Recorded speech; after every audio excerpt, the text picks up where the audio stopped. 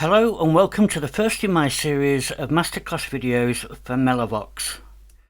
MeloVox Vocal Harmony, as its name suggests, is a tool specifically written for vocalists. At the heart of MeloVox is a monophonic pitch tracker which is tuned to the range of the human voice. So the pitch tracker is constantly scanning the audio input and turning those vocal frequencies into MIDI notes, which in turn get converted into harmonies dependent on the key and scale that you have selected. So it's very important to select the correct key and scale for your song, and we'll talk a little bit about that later in this video. Now, before we take a deep dive into the inner workings of MeloVox, I want to talk a little bit about the interface, specifically swipe and long press gestures. Now, if we look at this top toolbar here, you'll notice that there's a little chevron in the top corner of some buttons and a downward facing arrow. And these symbols indicate additional functionality hidden behind that button. Now, the second button on the toolbar is a presets button. And when we press this, we get a pop-up allowing us to select one of the default presets. Now, this button also has a little chevron in the top corner, which means there's a long press function associated with this button. You can see here, if I long press, I get the Save Preset dialog appear. Also, the downward arrow on this button represents a swipe down function. In this case, it opens up the preset manager. Now, these gestures are just shortcuts for things that are available, say, on the file menu or deep in the settings. But I've used this terminology everywhere in the program, so if you see either a downward facing arrow or a chevron, you know that there's a long press or swipe down function attached. Now, it's important to note that MeloVox has two distinct pitch shifting algorithms. And the first of these pitch shifting algorithms is voice, which is selected here. The other option is instruments, and this is specifically for non-vocal content. If we return to voice, in this mode we have something called formant preservation, and this is not available in instrument mode. If you try changing to instrument mode with formant preservation turned on, it'll turn off. Now, instrument mode is great in some circumstances, but if you're using this for vocals, you really want to be back on voice. Now, when formant preservation is enabled, you can also alter the timbre of the voice. You can also adjust the Q frequency to see what sounds best, but in my experience, 1 millisecond is roughly where we need to be. You can always double tap any of these knobs to return them to default. Now, the next most important thing to know about is the control mode, and that tells MeloVox how to treat and pitch shift the harmonies. Now, the first of these is auto sense, but we also have fixed pitch, MIDI Chord and MIDI melody, and we have a specialized vocoder, which we'll talk about later. Now, generally, if your pitch detection algorithm is set to voice, you want the control mode set to auto sense. And in this mode, it detects the incoming frequency of the voice and converts that to a melody. Now, you can configure up to 5 individual voices, and each of those voices has its own unique volume. Now, the 5 voice buttons underneath indicate which voices are enabled. Those in blue are enabled and those in white are not. Now, we can press on any of these voice buttons and a menu will appear, allowing us to either enable by selecting a particular offset within the current scale, or selecting off to turn an individual voice off. Now, I can't stress enough how important it is to have the right key and scale set up for your song. Otherwise, MeloVox will not sound correct and will create harmonies that do not fit your song. Now, if you know the key and scale, you can set it using these two drop down boxes up here. If not, you can either play around and see what works by trial and error, or you could use one of the many websites around where you can drop in your song and it will tell you the key and scale of your song. We have a couple of websites that do this quite well, and they are listed in the help manual, so be sure to check that out. So once you've set the key and scale for your song, these 12 note buttons represent the notes that fall in that scale. So the blue notes are notes of the selected scale. Also notice the underscore on the D, F and A, which represent the voices and where the voices fall on that scale.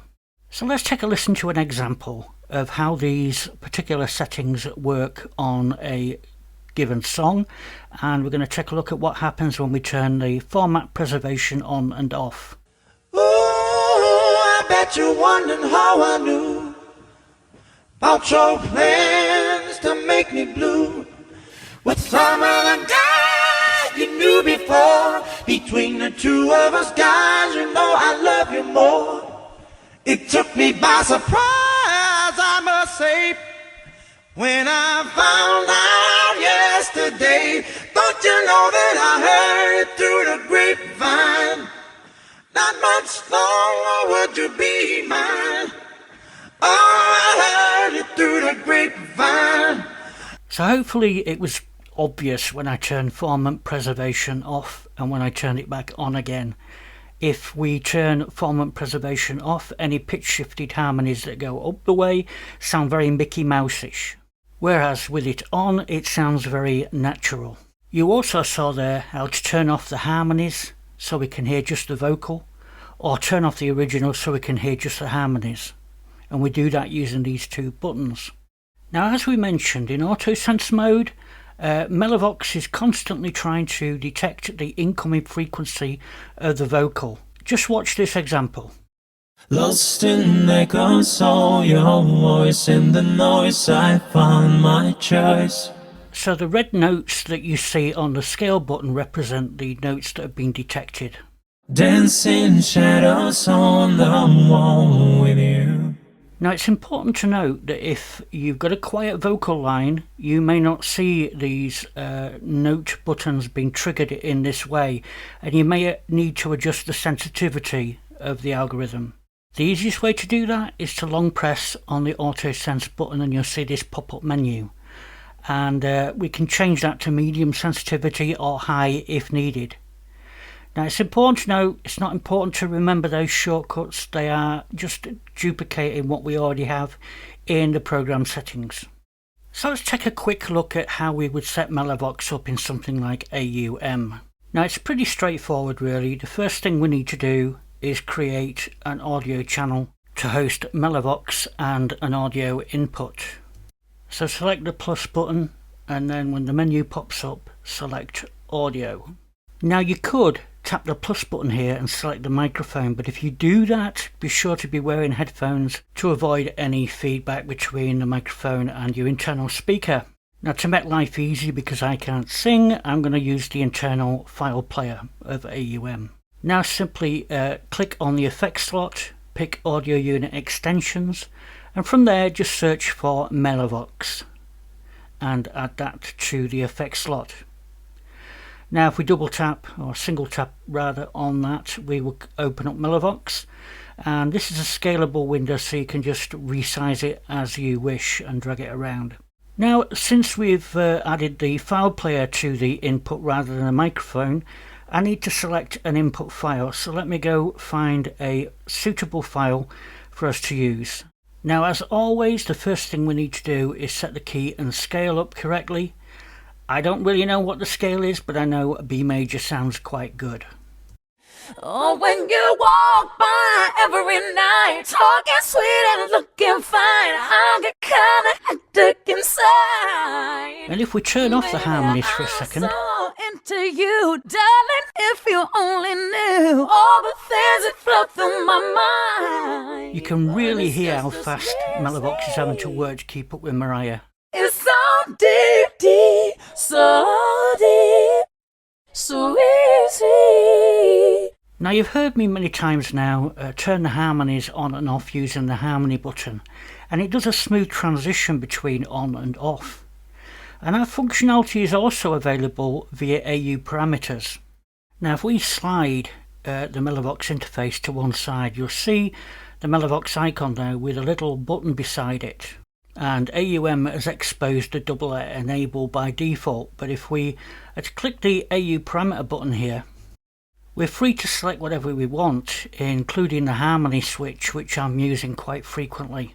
So now toggling this switch in the AUM interface toggles on and off the harmony button inside of MeloVox. Now currently we've got two voices set up, but if I was to long press on voice 2, it will temporarily turn it off and you'll see the disabled icon in the top right corner. Simply long press on that button again to re-enable that voice.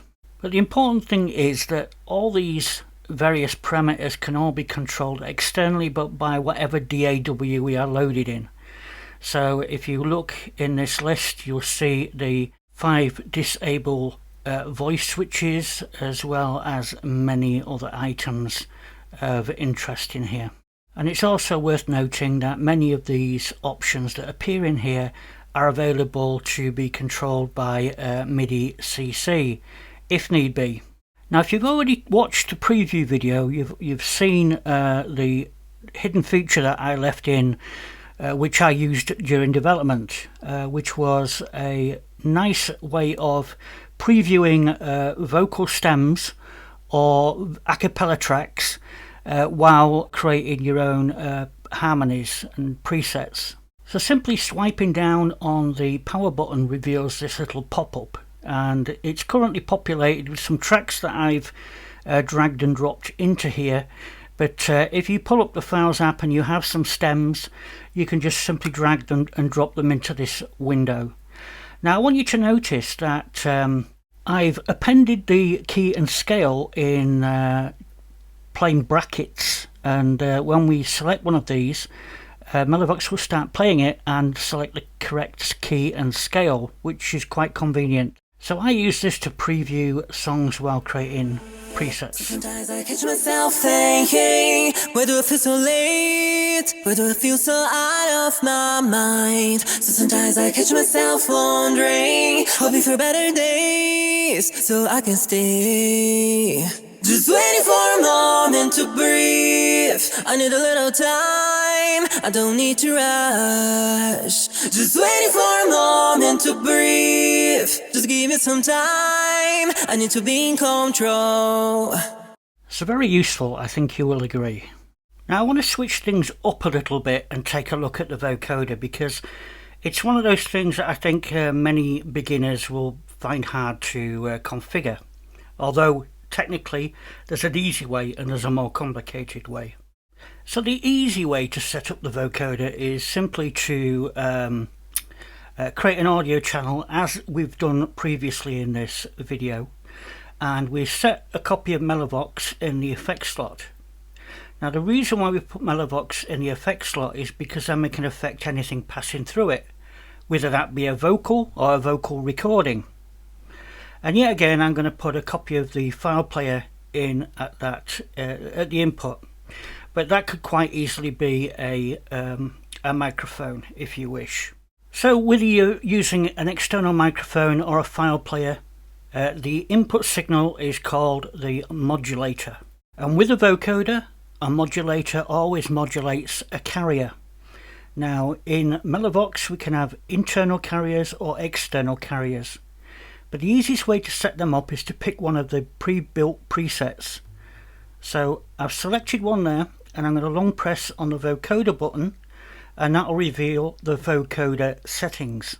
Now straight away here we can see we're using the internal carrier, and that uses the internal saw or square stroke pulse waves to create something that's rich in harmonics. And that's going to be combined with the vocal to create what we all know as the robotic voice of a vocoder. Now to test that everything's set up correctly, I can just simply play one of my preview vocals. Just so you can hear it, I'll turn on the original sound. And I'm going to hit this little preview button up here, which tries to make the vocoder follow the internal frequency of the vocal. So as long as you heard the robotic voice there, you know everything's set up correctly. And we can turn off the preview button and bring up the keyboard. So now, instead of MeloVox tracking the frequency of the incoming vocal, we can simply play MIDI notes into MeloVox, and MeloVox will follow those notes.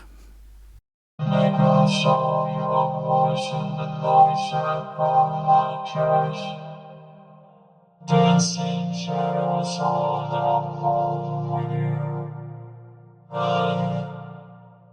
In the twilight we find the way. Wandering hearts that never stray. Whisper soul like the sun weary. Together we reach. So using the internal carrier is the easiest way to set up the vocoder, but probably not the most flexible. So let's see how we set up an external carrier. And as you've guessed, the first thing to do is set the selection option from internal to external, and go and find some other application that can become our carrier. Now I'm going to create another audio channel, and in the main input I'm going to pick, let's have a look what we got here, Synthmaster 1. Now the default voice on Synthmaster 1 is very sawtoothish, so it should work fine. Now if we click on the insert slot of Synthmaster's channel, and from the multibus instances select MeloVox, and there should only be one entry in there, you'll see that now it is routing its output to MeloVox's external input, which is input number 2. Now it's important to note that the MIDI input needs to go directly to Synthmaster in this case. Now it's really important to mute the output of Synthmaster, because we don't want to hear that.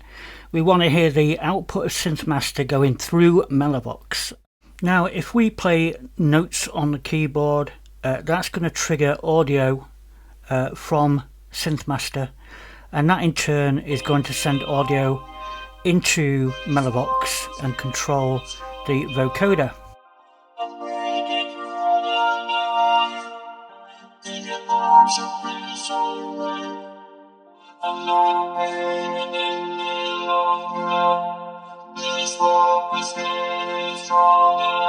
And we can switch presets then in Synthmaster and audition different presets to find the best ones.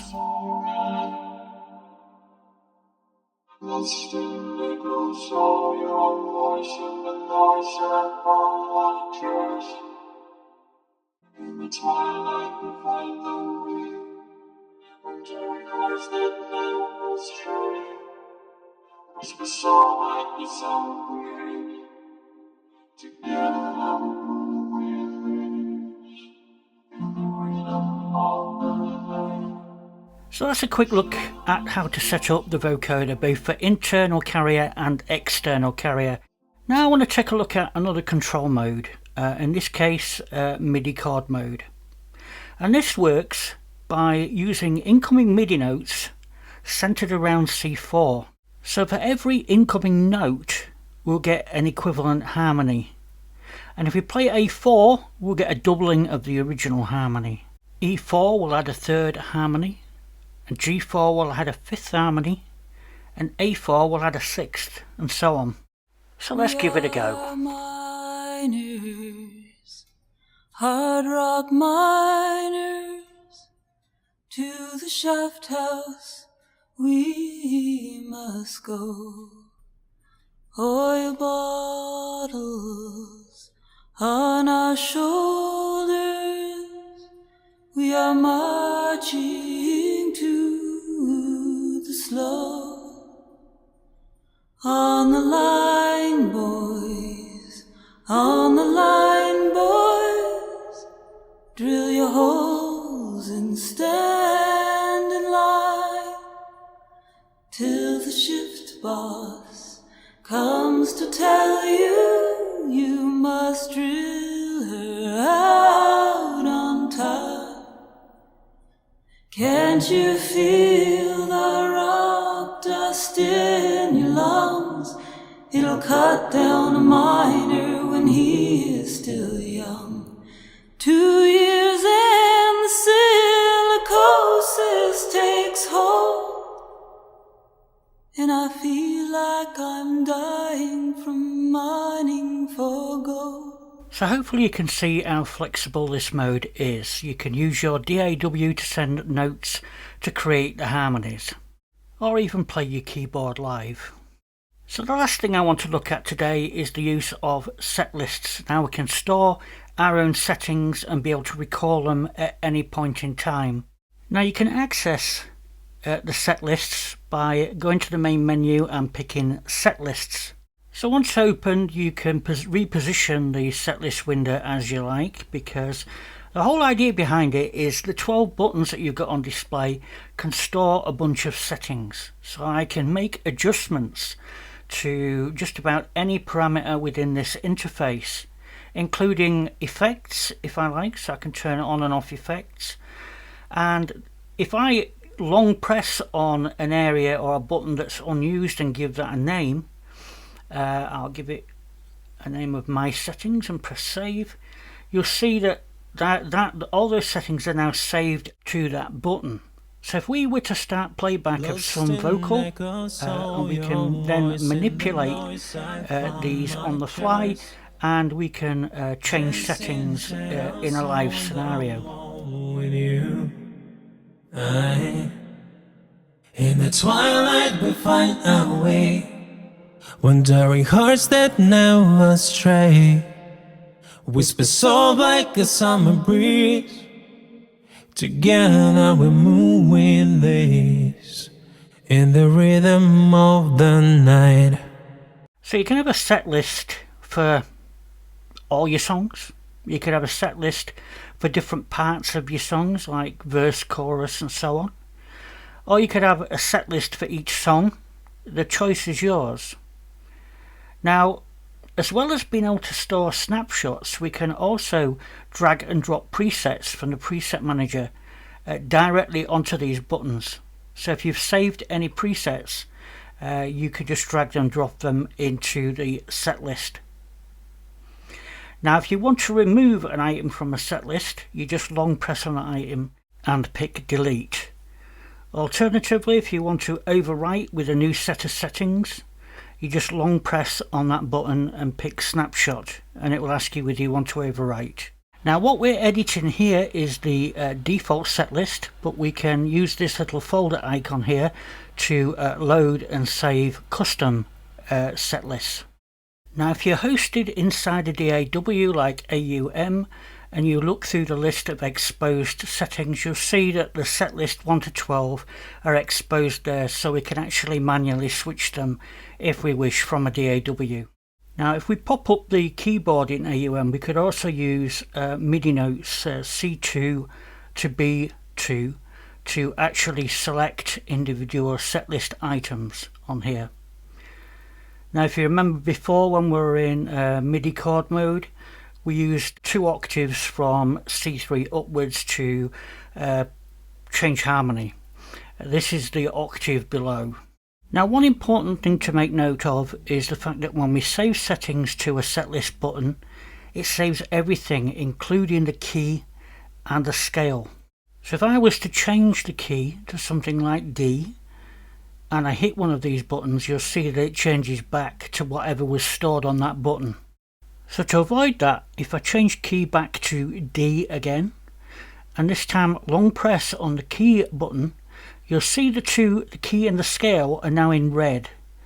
And when I change between these setlist items, the key and the scale are locked. Long pressing the key button again will unlock the key and scale. So that's just about it for this beginner's masterclass. More to come further down the line, but for now, please subscribe to the channel and thumb up the video, and I will see you next time.